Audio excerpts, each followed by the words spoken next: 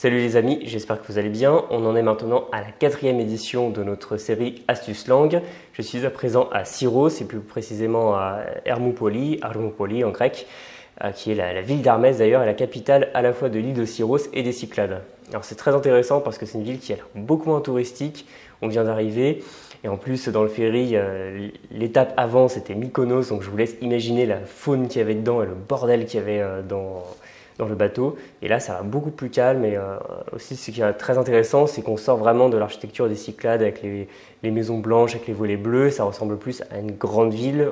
Ça ressemble presque un peu plus à Athènes que ce qu'on a vu avant. Alors, sans plus tarder, une question de Ichini-san qui est: que penses-tu du language acquisition ou input? Je ne sais pas comment on le dit en français, mais en gros, favoriser l'écoute, la lecture, etc. plutôt que l'étude à proprement parler. Alors ça, c'est une théorie qui est très à la mode, qui est basée sur les travaux très sérieux du reste de Stephen Krashen, un linguiste américain, sur l'acquisition d'une langue plutôt que l'apprentissage, qui fait la différence entre apprendre une langue à l'école, ce qui ne marche pas vraiment et qui ne permet que de contrôler, c'est-à-dire améliorer la correction de sa langue, et l'acquisition naturelle, c'est-à-dire par l'immersion, qui va permettre de réellement comprendre et savoir aussi produire la langue. De manière générale, sur tout ce qui est input, eh bien, je pense qu'on n'a jamais suffisamment d'input. Si je dois adresser une critique à votre apprentissage, à mon apprentissage, quelle que soit la langue, c'est qu'on n'a jamais suffisamment d'immersion. Et c'est d'ailleurs pour ça que les gens apprennent généralement mieux une langue à l'étranger, pour peu qu'ils soient réellement immergés dedans, par le travail, la famille, les collègues, etc. Plutôt que seul chez soi avec une petite demi-heure par-ci par-là ou alors un cours 2 fois par semaine.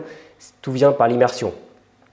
Attention cependant, parce que même si je suis un fervent défenseur de l'immersion, faites-en autant que possible, il ne faut pas non plus tomber dans l'espèce de miroir aux alouettes qui consiste à dire qu'une langue s'apprend uniquement par l'immersion et uniquement, par exemple, en regardant des séries télé, on devient bilingue. Ça, on l'entend beaucoup. C'est un discours qui forcément est très vendeur. J'adorerais que ça marche comme ça. Simplement, faire de la pratique consciente de la langue, c'est-à-dire, par exemple, faire de la grammaire, organiser l'apprentissage du vocabulaire, le réviser régulièrement, ça vous offre aussi énormément d'avantages parce que c'est un raccourci.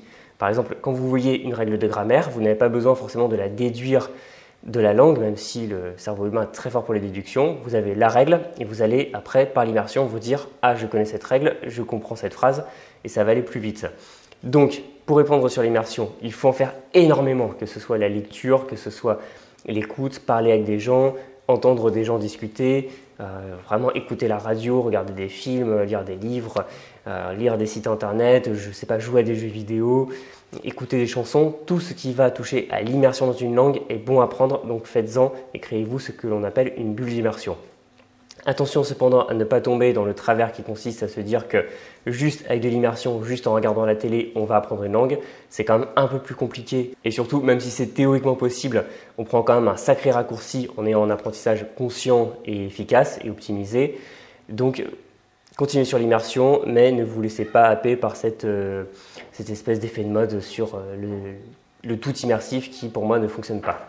J'en dis pas plus, je vous laisse me poser vos questions pour une prochaine édition d'Astuces Langues. Vous pouvez bien sûr vous abonner à la chaîne, vous inscrire au Monde des Langues pour avoir votre mini-formation sur le vocabulaire, sur Gambare pour avoir votre kit de bienvenue sur le japonais, et on se voit dans une prochaine vidéo. Salut!